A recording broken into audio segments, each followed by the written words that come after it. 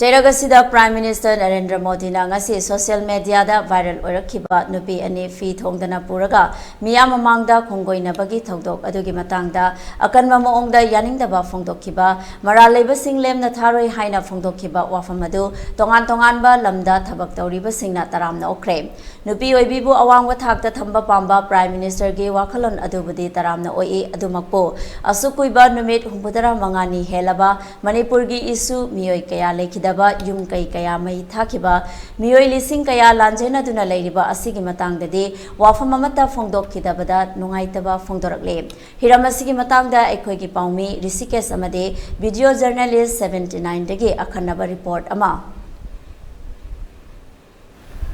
ꯍꯧꯈꯤꯕ ꯃꯤ ꯑꯍꯨꯝꯗꯒꯤ ꯂꯝꯗꯝ ꯑꯁꯤꯗ ꯊꯣꯛꯂꯤꯕ ꯏꯔꯥꯡ ꯑꯁꯤ ꯅꯨꯃꯤꯠ 64ꯅꯤ ꯍꯦꯜꯂꯕꯁꯤꯐꯥꯎꯕꯗ ꯅꯔꯦꯟꯗ꯭ꯔ ꯃꯣꯗꯤ ꯑꯩꯈꯣꯏꯒꯤ ꯚꯥꯔꯠꯀꯤ ꯄ꯭ꯔꯙꯥꯟ ꯃꯟꯇ꯭ꯔꯤꯅ ꯋꯥ ꯃꯆꯦꯠ ꯑꯃꯐꯥꯎ ꯉꯥꯡꯗꯗꯨꯅ ꯂꯥꯛꯂꯤ꯫ ꯑꯗꯨꯕꯨ ꯑꯩꯈꯣꯏꯒꯤ ꯍꯧꯈꯤꯕ ꯅꯣꯡ ꯅꯤꯅꯤ ꯑꯁꯤꯗ ꯑꯩꯈꯣꯏꯒꯤ ꯅꯨꯄꯤ ꯃꯆꯥꯁꯤꯡꯗ ꯃꯣꯂꯦꯁ ꯇꯧꯕꯤꯕꯒꯤ ꯚꯤꯗꯤꯑꯣ ꯑꯃ ꯚꯥꯏꯔꯦꯜ ꯑꯣꯏꯈꯤꯕ ꯃꯇꯨꯡꯗ ꯑꯩꯈꯣꯏꯒꯤ ꯚꯥꯔꯠꯀꯤ ꯄ꯭ꯔꯙꯥꯟ ꯃꯟꯇ꯭ꯔꯤꯅ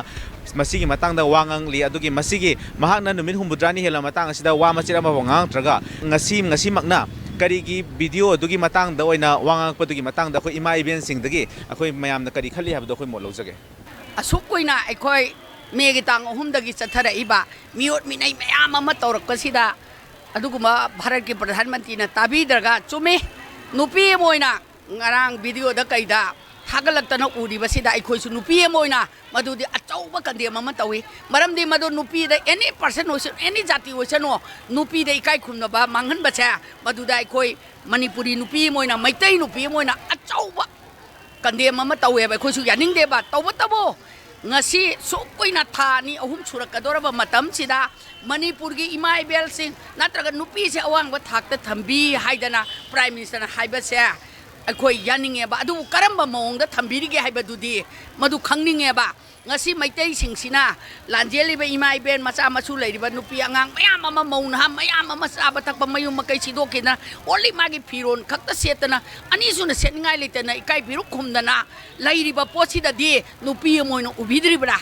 aduga maitai ni hairaga khandokningibra aduga aikoigi leiriba chingya tamya leiriba ima iben mayam ama ngasi awangba thakta tamiba nupi singja mayum makai lejadana nongmai kapaktana adugumba suda lainai ba lalohba group oriba kukina hatana tupna torture taidi ot minai torokwa matamda imai ben men na khangba ngamaktana sorokta tumna hiptana laidi se nupi gi ijat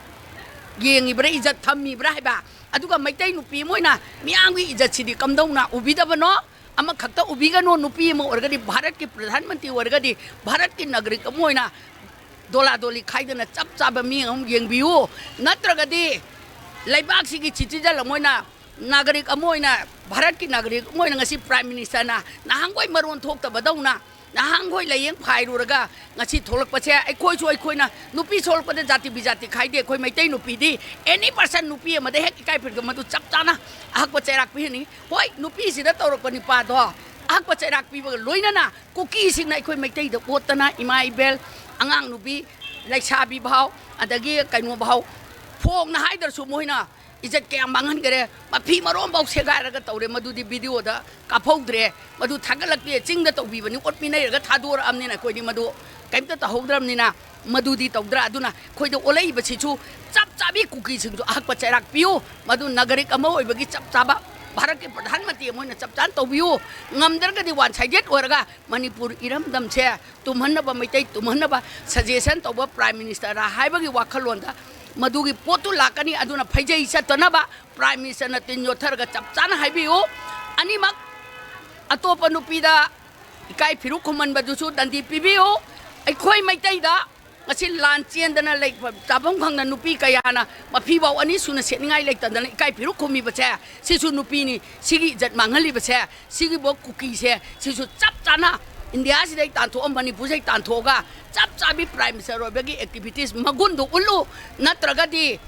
pau ida pangangangaga ai khoi buna namdhana ba ama buna chawkhatna ba nungai ten ammi ani tumina ba ama uba amana uda ba sa min nama pangaga nama nu usan bra nama pangaga nama na uda bra haiba wahang lakani ano nagri poina citizen lamana democracy leibak ni haradi atopa prithvi leibak khuding makta ikai jai madugumba prime minister do matik cha da brain khanjai adun matik cha ba prime minister di athuba matamda kuki su aduda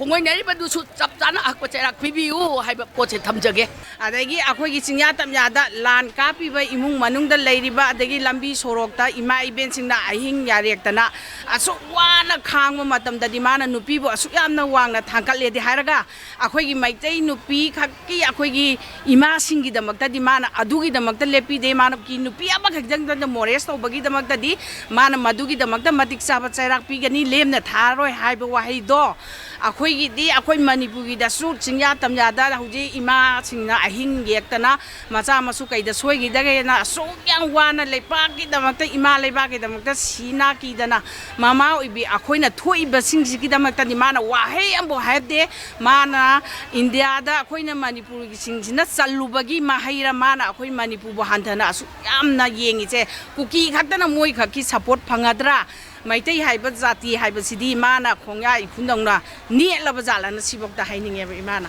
ꯏꯃꯨ ꯅꯥꯏꯃꯨ ꯇꯥꯟꯅꯗꯅ ꯃꯤꯁꯤꯃꯤꯅ ꯀꯌꯥ ꯑꯃ ꯊꯣꯛꯇꯅ ꯁꯨꯝ ꯀꯟꯁꯜꯂꯛꯇ꯭ꯔꯤꯉꯩꯗ ꯁꯦꯟꯇꯔꯅ ꯑꯩꯈꯣꯏꯒꯤ ꯏꯔꯥꯡ ꯑꯁꯦ ꯌꯥꯝ ꯊꯨꯅ ꯂꯣꯏꯁꯤꯟꯅꯅꯕ ꯑꯩꯈꯣꯏꯒꯤ ꯀꯨꯀꯤ ꯈꯛꯇꯅ ꯇꯧꯕ ꯎꯕ ꯅꯠꯇꯕ ꯃꯤꯇꯩ ꯈꯛꯇ ꯇꯧꯕ ꯎꯕ ꯅꯠꯇꯕ ꯑꯅꯤꯁꯤ ꯀꯃꯥꯏꯅ ꯇꯧꯔ ꯀꯔꯤ ꯇꯧꯈꯤꯕꯅꯣ ꯍꯥꯏꯕꯗꯨ ꯂꯪꯒꯥꯏꯅꯔꯒ ꯐꯖꯅ ꯋꯥꯇꯤ ꯃꯦꯔꯒ ꯂꯣꯏꯁꯤꯟꯕ ꯍꯥꯏꯁꯦ ꯃꯁꯤ ꯄ꯭ꯔꯖꯥ ꯄꯨꯝꯅꯃꯛꯅꯁꯨ ꯄꯥꯝꯃꯤ ꯑꯗꯒꯤ ꯑꯩ ꯏꯁꯥꯁꯨ ꯄꯥꯝꯖꯩ ꯇꯪꯗꯨ ꯂꯩꯇꯥꯕ ꯄꯨꯟꯁꯤ ꯍꯥꯏꯕꯗꯨ ꯑꯣꯏꯍꯟꯕꯤꯌꯣ ꯑꯗꯣ ꯑꯩꯈꯣꯏꯅꯅꯦ ꯁꯨꯛ ꯌꯥꯝ ꯋꯥꯅ ꯊꯥ 3-4 ꯇꯧꯔꯛꯏꯕꯁꯤꯗꯗꯤ ꯏꯟꯗꯤꯌꯥꯒꯤ ꯄ꯭ꯔꯥꯏꯝ ꯃꯤꯅꯤꯁꯇꯔ ꯅꯔꯦꯟꯗ꯭ꯔ ꯃꯣꯗꯤꯅ ꯂꯩꯕꯥꯛꯀꯤ ꯃꯄꯤ ꯃꯄꯥ ꯑꯃ ꯑꯣꯏꯅ ꯀꯔꯤꯒꯨꯝꯕ ꯑꯝꯇ ꯍꯥꯏꯗꯒꯩ ꯑꯗꯨꯒ ꯃꯥꯅ ꯍꯧꯖꯤꯛꯅ ꯑꯩꯈꯣꯏꯒꯤ ꯅꯦꯀꯦꯠꯀꯤ ꯁꯤꯟ ꯑꯃ ꯌꯦꯡꯉꯒ ꯑꯩꯈꯣꯏꯗ ꯑꯣꯏꯅ ꯃꯥꯅ ꯆꯥꯔꯖ ꯇꯧꯕꯗꯣ ꯑꯗꯨꯗꯤ ꯑꯩꯈꯣꯏ ꯃꯅꯤꯄꯨꯔ ꯏꯃꯥ ꯑꯃ ꯑꯣꯏꯅ ꯃꯩꯇꯩ ꯅꯨꯄꯤ ꯑꯃ ꯑꯣꯏꯅ ꯄꯦꯟꯗꯦ ꯃꯥ ꯍꯧꯕꯗꯒꯤ ꯀꯨꯀꯤꯗ ꯁꯄꯣꯔꯠ ꯑꯗꯨꯝ ꯇꯧ ꯂꯥꯛꯑꯦ ꯍꯥꯏꯕꯗꯤ ꯑꯁꯥꯝ ꯔꯥꯏꯐꯜꯁꯤꯗ ꯃꯣꯏꯅ ꯕꯦꯀꯤꯡ ꯇꯧꯔꯒ ꯑꯗꯨꯝ ꯇꯧꯗꯅ ꯂꯥꯛꯄꯗꯨꯅ ꯉꯁꯤ ꯐꯥꯎꯕꯗ ꯑꯩꯈꯣꯏ ꯁꯤꯗ ꯇꯧꯔꯤꯕꯁꯤꯡꯁꯦ ꯅꯣꯡꯇ ꯍꯥꯏꯗ꯭ꯔꯒ ꯅꯦꯀꯦꯠꯀꯤ ꯁꯤꯟ ꯑꯃ ꯌꯦꯡꯉꯒ ꯊꯋꯥꯏ ꯅꯨꯡꯉꯥꯏꯇꯦ ꯍꯥꯏꯕꯗꯨꯗꯤ ꯌꯥꯗꯦ ꯃꯩꯇꯩ ꯈꯛꯀꯤ ꯅꯦꯀꯦꯠꯀꯤ ꯁꯤꯟ ꯅꯠꯇꯦꯕ ꯀꯨꯀꯤꯅ ꯍꯥꯟꯅ ꯅꯦꯀꯦꯠꯁꯤꯗꯤ ꯇꯧꯕꯅꯦꯕ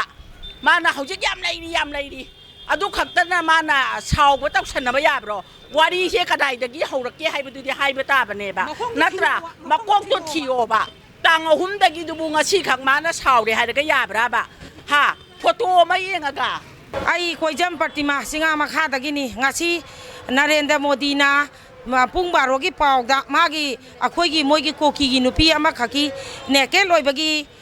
ꯚꯥꯏꯔꯦꯜ ꯑꯣꯏꯔꯛꯄ ꯃꯇꯝꯗ ꯃꯥꯅ ꯍꯥꯏꯕꯤꯔꯛꯏꯗꯣ ꯅꯨꯄꯤꯁꯤꯡꯕꯨ ꯇꯁꯦꯡꯅ ꯏꯀꯥꯏ ꯈꯨꯝꯅꯩ ꯅꯨꯄꯤꯁꯤꯡꯕꯨ ꯋꯥꯡꯅ ꯊꯥꯡꯒꯠꯂꯤ ꯍꯥꯏꯕ ꯃꯇꯥꯡꯒꯤꯗꯃꯛꯇ ꯑꯣꯏꯔꯗꯤ ꯅꯔꯦꯟꯗ꯭ꯔ ꯃꯣꯗꯤꯕꯨ ꯏꯀꯥꯏ ꯈꯨꯝꯅꯋꯣꯆꯔꯤ ꯑꯣꯔ ꯊꯥꯒꯠꯆꯔꯤ ꯑꯗꯨꯕꯨ ꯑꯩꯈꯣꯏ ꯃꯅꯤꯄꯨꯔꯗ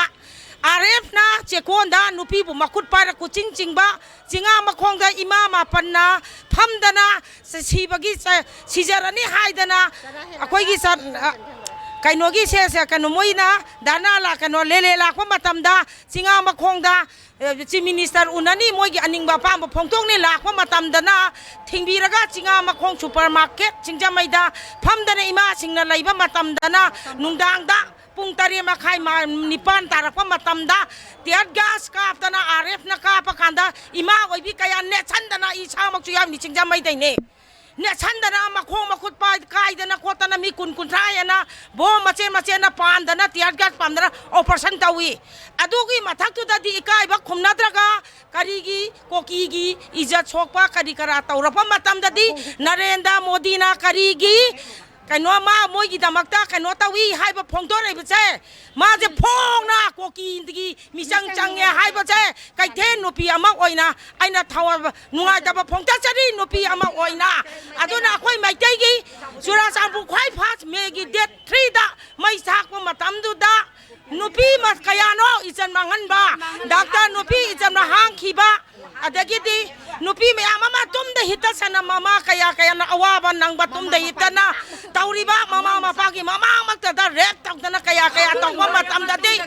ꯑꯗꯨꯒꯗꯤ ꯀꯥꯒ ꯍꯥꯜꯂꯤꯕ ꯚꯥꯏꯔꯦꯜ ꯑꯣꯏꯔꯤꯕ ꯃꯌꯥꯝꯁꯤꯗꯤ ꯋꯥ ꯑꯝꯇ ꯉꯥꯡꯗ꯭ꯔꯒ ꯉꯁꯤ ꯅꯨꯡꯊꯤꯟꯒꯤ ꯄꯨꯡ 12ꯗ ꯃꯥꯅ ꯃꯣꯏꯒꯤ ꯀꯣꯀꯤ ꯅꯨꯄꯤꯒꯤ ꯚꯥꯏꯔꯦꯜ ꯑꯣꯏꯕ ꯋꯥꯗꯨꯗ ꯃꯥꯅ ꯀꯟꯗꯦꯝ ꯇꯧꯏ ꯍꯥꯏꯔꯛꯄꯗꯨꯗꯤ ꯅꯨꯄꯤ ꯑꯃ ꯑꯣꯏꯅ ꯃꯅꯤꯄꯨꯔꯒꯤ ꯃꯃꯥ ꯑꯃꯗꯤ ꯃꯆꯦ ꯑꯃ ꯑꯣꯏꯅ ꯀꯟꯗꯦꯝ ꯇꯧꯏ ꯕꯤꯛ ꯀꯟꯗꯦꯝ ꯅꯔꯦꯟꯗ꯭ꯔ ꯃꯣꯗꯤꯒꯤ ꯋꯥꯉꯥꯡ ꯌꯥꯅꯤꯡꯗꯦ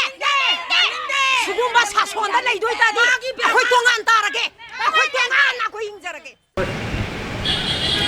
ngasi ki akoi Bharat ki Prime Minister na phongdorok ki wafam nupi sing oiba nupi oibi sing da akoi Bharat ki mafam amet da Manipur be amoi be ai Bharat ki mafam amet da nupi oibi sing gi ije khongoi no matam da lem na tharo haibu wafam sing adu da akoi misam miyam na phongdorok yo pakhum da Bharat ki Pradhan Mantri na harak libu wafam adu di tha wang na thamje adubu Manipur da hoji ji thokli ba irang asi gi matang da Manipur gi nupi me ama tumbam sabang khangdana lebam sabang khangdana leiba amadi mapan da sanglak pa Central Force sing na nupi oibi sing da tawriba thong sing asidi ubida bra amadi hariba thong asi ju mityeng sangbiduna अथुब मतम लेबा शांति पुरुक हानिंग बगी अपाम सिंह फोंदोरकली हिरम सिंह मतंग the video journalist 17 लोइना पौदम जरबरी सिकेस नावरेम इलिट न्यूज़ इम्फाल।